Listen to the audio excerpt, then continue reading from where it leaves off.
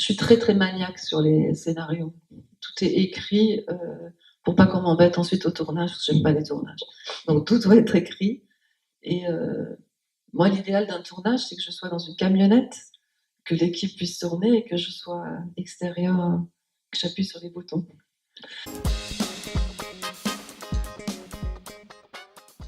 Ça me déstabilise en fait. Le scénario est écrit, il faut pas qu'on me dérange après sur la mise en scène. C'est très étrange. Oui, mais ça, je veux bien le croire, c'est une jolie déclaration. Ouais. Mais il va falloir nous dire la vérité, comme dirait la juge à Darling.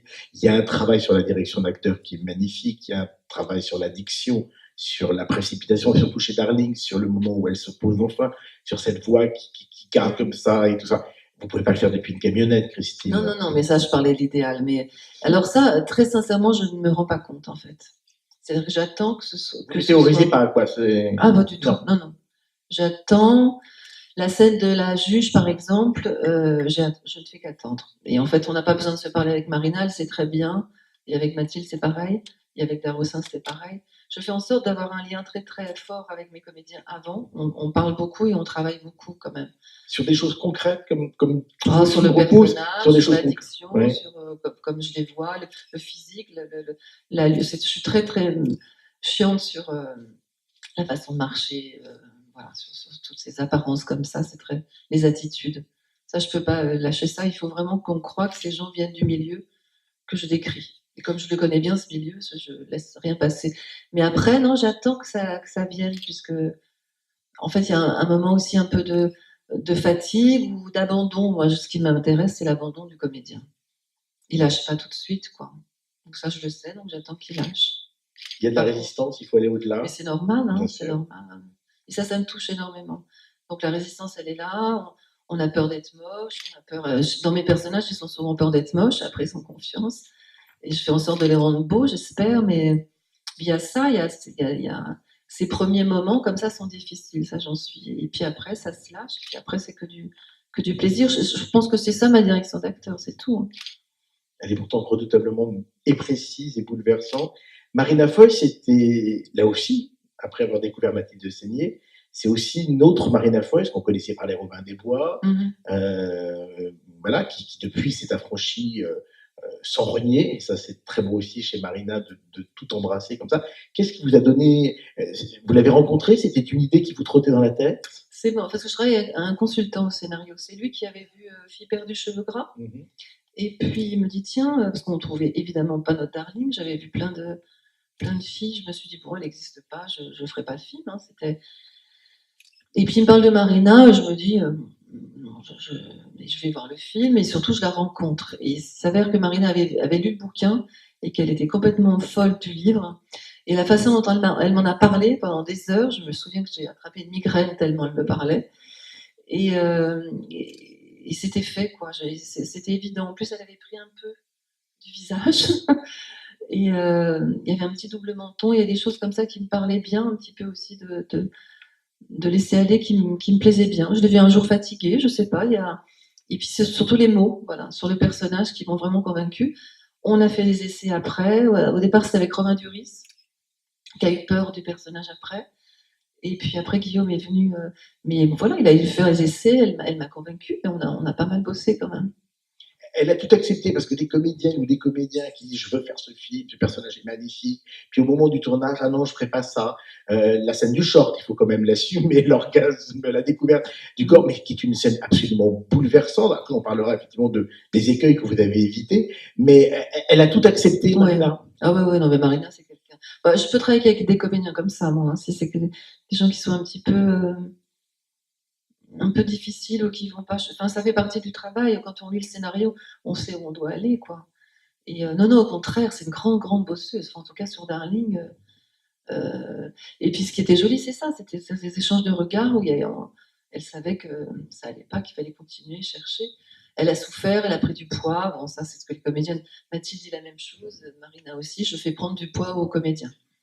Donc, elle mangeait des cacahuètes, elle mangeait. En fait, je pense qu'elle mangeait normalement par rapport à une comédienne. C'est ce que je leur dis tout le temps. Mais bon, voilà, elle a pris un peu de poids et puis après, on a mis des prothèses.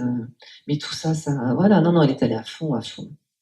Ce qui caractérise votre écriture, c'est cette manière de briser très net toute possibilité, toute tentative au drame de céder au mélo. Vous voyez ce que je veux dire? C'est-à-dire qu'il faut savoir couper ce genre de scène, y compris dans l'émotion, y compris dans le jeu de l'acteur, y compris dans l'instant. Il faut laisser énormément de hors-champ, de suspens.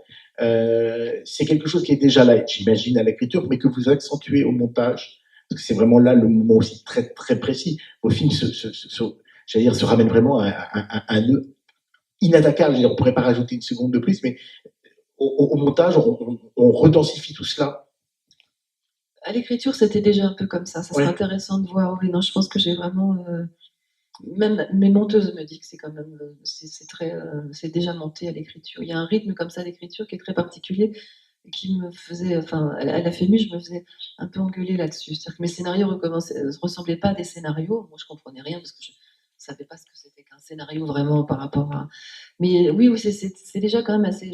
J'aime. Il y a la musique quand même. Quand je mets le point et que je passe à une autre séquence, j'adore le montage. Donc ça vient de ça, je pense. Après, on réduit peut-être un petit peu. Il y a tout ce qui a foiré au tournage. On réécrit évidemment au cours du montage. Ça, j'adore ça, mais c'est quand même toujours assez cut. Il y a des ruptures qui sont magnifiques en termes de valeur de cadre, en termes de passage, en termes de travail sur le temps. La valeur de cadre, elle est indispensable, j'allais dire, elle est primordiale dans ce genre de film, parce que c'est vraiment le moment où on passe de la pudeur à l'inquisition, où on passe de la distance à l'indifférence. Enfin, on le sait, un cadre, c'est déjà un personnage dans un espace. On en parlait ce matin avec Aurélien Recoin. Vos cadres sont absolument magnifiques parce que il pourrait tout appeler, le misérabilisme, l'apitoiement, le glauque. C'est quand même des milieux sociaux difficiles, on va dire, que vous ne jugez absolument pas. La hauteur de cadre, la hauteur de regard est indispensable, parce qu'une contre-plongée ou une plongée peut également manipuler énormément le spectateur et donc le personnage. On en revient à la camionnette, tout ça, vous ne pouvez pas le faire dans la camionnette. Il faut savoir aussi cadrer un corps, un comédien et un personnage. Et je crois que j'ai peut-être entendu tellement de choses qui m'ont déplu sur les premiers films que j'ai pu faire, alors que c'était filmé de la même façon, que je me suis dit, voilà, il faut vraiment que j'aille dans le bon sens, te plante pas. Quoi. Ces gens, tu dois les rendre beaux. Après, les cadres, franchement, je sais pas comment, je veux ça et je sais pas pourquoi je veux ça. Vraiment, je vais pas, j'en sais rien en fait, c'est vraiment au feeling. Mais peut-être qu'il sédimente aussi tout ce que vous avez jusque-là travaillé, abordé sur le personnage, simplement. Oui, sûrement, ouais. C'est beaucoup plus intéressant qu'ils viennent comme ça, peut-être instinctivement, mais comme la résultante de beaucoup de travail, de beaucoup d'approches et beaucoup de conversations, plutôt qu'une théorie qui ferait que le plan moyen voudrait dire peut-être que le machin. Tout à fait, mais il y avait en effet cette idée, en tout cas, d'unité, de beauté sur Darling. Après, avec le chef-op, on se met d'accord sur. Mais c'est vrai que ça vient comme ça, très simplement, quoi. La voix off, vous n'avez pas eu peur à un moment? C'est toujours très casse-gueule, la voix off aussi. Ouais, je sais, mais avec Marina, j'avais confiance. Et puis après, quand on y va là sur le tournage, etc., bon, on ne sait pas où on va. Quelquefois, on s'en est servi d'ailleurs, quand même, pour alimenter un petit peu le travail de Marina. Mais après, ça a été un gros boulot au montage, quoi. Et puis, il a fallu la faire pas triste, pas lourde, cette voix off. Et ça, elle a bien bossé. Elle est pleine de rage, elle est pleine de. Ouais, elle y va avec les dents et c'est magnifique. Il y a de l'humour, il y a plein d'humour, non, plein de décalage. C'est l'histoire, entre guillemets, d'une résurrection, on peut le dire. Et d'emblée, la scène d'ouverture donne cette impression, c'est l'idée des moyens qui au cinéma signifie qu'elle pourrait être morte, la voix off, et un corps que nous ne voit qu'à travers des radios cliniques, un corps brisé, avec des gens effarés de voir. Et on voudrait dire qu'elle n'est plus là et qu'elle nous parle d'outre-tombe, on s'y prendrait presque de la même manière. Donc il y a cette idée, j'ai l'impression, mais peut-être que c'est moi qui projette, que d'emblée, c'est ça l'idée, c'est que Darling est ressuscité de tout cela. Oui, non, mais en plus, c'est ce que j'ai ressenti quand je l'ai rencontré, surtout. Quand tu me posais la question tout à l'heure, c'est ça que je voulais reconstituer, c'est-à-dire que restituer, c'est. Elle a évidemment énormément souffert, mais elle a voulu se nettoyer de ça, c'est ce qu'elle me disait très souvent, et se sortir de ça, et en sortir plus belle et plus digne. Donc voilà, et ça, c'était absolument très important que je mette ça en permanent dans chaque plan du film. Sans arrêt comme ça, sur des choses qui se décalent et qui font vraiment partie de l'amour qui compte le plus. Enfin, cet amour filial est très étrange. on s'aime, on s'adore, on se déteste, et puis ça tient tout le temps, quoi. On parlait tout à l'heure de l'épuisement, c'est vraiment, j'ai l'impression, la manière dont vous avez dirigé Mathilde, on la connaît depuis Rosine, mais après, elle est toujours dans des rôles de femme truandes, expansive, affirmée. Là, généralement, vous l'avez ramenée à une situation d'épuisement. Tu m'as l'impression que la ligne d'épaule s'est un peu affaissée. Même physiquement. Le code, c'était ça. C'était ça. C'était tais-toi. Et elle est bouleversante. On a l'impression que l'épuisement du personnage, c'est l'épuisement du jeu aussi. Et qu'elle joue sur une toute dernière énergie, l'énergie du désespoir, l'énergie de la dernière chance. Ça va terriblement bien au personnage, mais ça va terriblement bien au jeu de Mathilde, enfin gommé de ce que son statut de star lui permet peut-être parfois de faire, du pouvoir qu'elle peut exercer. Et on la retrouve vraiment. Je suis contente d'entendre ça. C'est vrai que pour moi, c'est quelqu'un. Comme je l'ai connue au début, je sais de quoi elle est capable. Après, ce qu'elle me dit souvent, c'est, je l'ai dit tout à l'heure, c'est qu'on ne lui demande pas souvent, quoi. Elle me dit souvent, on me demande de traverser le cadre. Le budget était quand même plus réduit que d'habitude. Le temps de tournage aussi, ça pour moi, ça a été. Combien de temps 6 semaines au lieu. Moi, je travaille en général sur 10 semaines. Donc là, quand on a dit 6, j'ai failli avoir un malaise, mais on a travaillé avec 2 caméras. C'était la seule possibilité pour moi. Parce que mon luxe est de travailler avec les comédiens. Alors après, il a travaillé avec les comédiens en répétition. On s'était pris que 2 semaines où Mathilde et Pier Francesco et Kessie aussi travaillaient ensemble. On était enfermés là, tous les 4, agréablement. Mais après, c'est aussi... il faut trouver d'autres abandons sur le tournage parce qu'il y a du monde. Voilà, donc ça c'est mon côté sociologue aussi.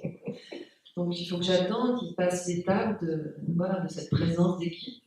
Donc il y a un petit temps, et puis après, je pense qu'ils oublient. Et après, le travail physique, Pier Francesco a vachement aidé Kessie pour ça. Il a l'américaine, lui. Hein. Il est venu, l'italien, là, quand il est venu, j'étais scotchée. Je pense qu'il y a du boulot à faire en France, du travail. Dès qu'il est arrivé, voilà, le truc était là, il fallait bosser tout de suite. Avec les 2 là, qui étaient un peu mou du genou. Voilà, il y avait 2 écoles, hein, l'école vraiment à l'américaine et l'école à la française. Je dis ça vraiment avec beaucoup de sympathie, je n'ai pas du tout, mais c'était assez drôle de voir la différence d'énergie. Du coup, ils ont été obligés de suivre. Donc, tu vois, surtout ce qui était physique et tout, Pier Francesco, il y allait, mais direct. Donc, ici, qui voulait faire son film, il a foncé, puis il a travaillé, quoi. Après, moi, je sais que j'écris, donc après, il faut trouver absolument les décors comme je les ai pensés. Par exemple, la salle de bain, je vous raconte pas le nombre de salles de bain qu'on a pu visiter, parce que je voulais absolument qu'il y ait un carrelage comme ça. C'est très bizarre, hein, je ne peux pas vous expliquer pourquoi. Et quand on a trouvé le carrelage, on aurait pu le pousser en même temps, mais ça, c'est une autre histoire. Et elle avait une histoire, la salle de bain. Donc, dans ce film, la maison, elle est faite de 14 décors. 14 décors. Ah oui, c'est ça. Et ils m'ont pris vraiment pour une fois, mais ça marchait bien. On n'a jamais la même maison, en fait. On est dans une salle de bain, on est dans une autre maison pour la salle de bain. Je crois qu'on a 2 cuisines, les salons est ailleurs, le jardin est ailleurs. Et parce que il faut que ce soit comme je l'ai imaginé à peu près. D'où est venue l'idée de ce personnage-là? J'ai eu l'idée d'une femme qui ne prenait plus le temps de vivre pour elle. Donc son histoire, je vois beaucoup ça aussi de femmes qui s'empêchent de vivre parce qu'elles pensent, à tort probablement, qu'il faut s'occuper des enfants principalement et on s'occupera peut-être, alors du coup ça va être trop tard, de sa vie à soi. Ça, j'ai beaucoup entendu en fait, ça m'intéressait beaucoup. Donc elle a eu cette histoire avec cet homme, il allait trop loin probablement dans son rapport paternel, on va dire.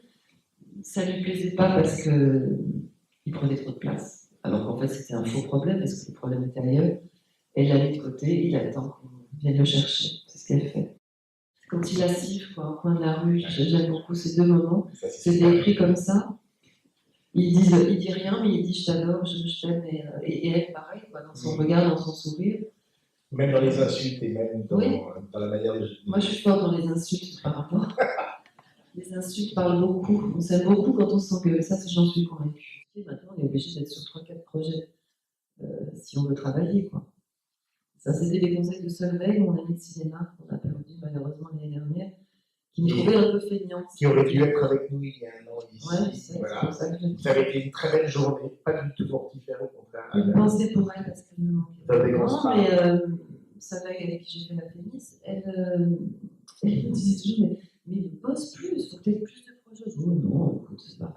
Je pense, voilà, je pense tout le temps. Et elle m'a poussé à avoir 2-3 projets en même temps, avec des productions différentes. On est obligé. On perd notre fidélité, mais c'est comme ça. Merci beaucoup. Merci à vous tous.